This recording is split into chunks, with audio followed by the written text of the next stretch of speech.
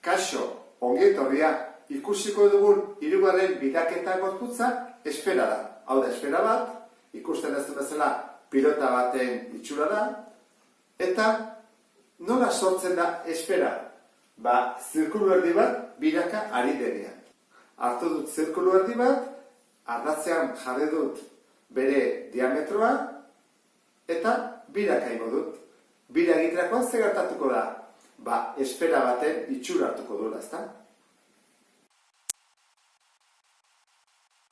Ikusi daztu bezala, esfera baten itxura hartzen du. Orduan, nola lortu dezakegu bere azalera kalkulatzea? Hemen arazo batekin gaude, ez genez konoan eta ez zilindroan, ze haietan ingeren dezakeen garapen laua. Hemen hasten bageak zabaltzen puskatu egiten da, ezta? Zatitu egiten da. Dena da okertuta. Orduan, zer egiten da? Gauza bat esango dizut, zuk jakiteko. Pentsatzen dut, ez duzula ezagutzen. Nik hau sartzen badut zilindro batean, justu zilindro batean, orduan, hau ezagututik horrela,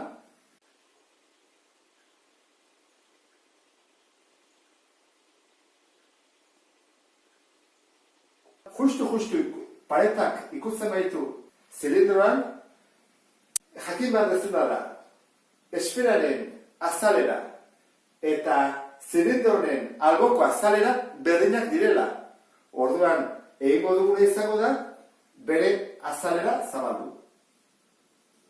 Albokoa.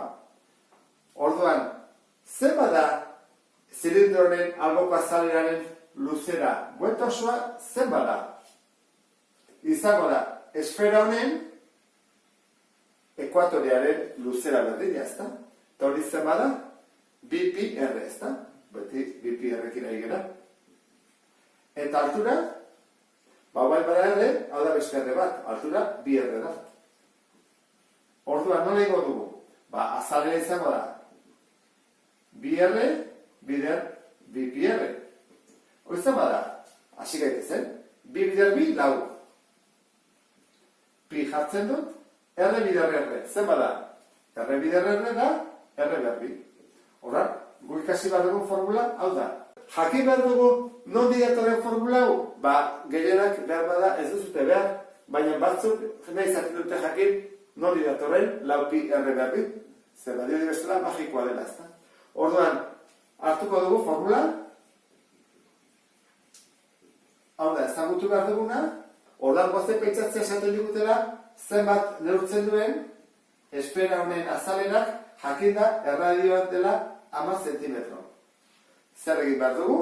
Behin behar dugu azalera berdin, lau bider pi, bider 10 berbi. Hau da, 200 bider pi. Eta hori da, 1296, koma irurogeita lau biribilduta. Zentimetro karratu.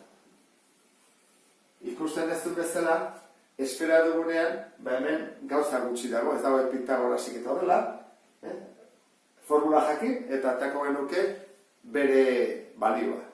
Beste bat arte, agur.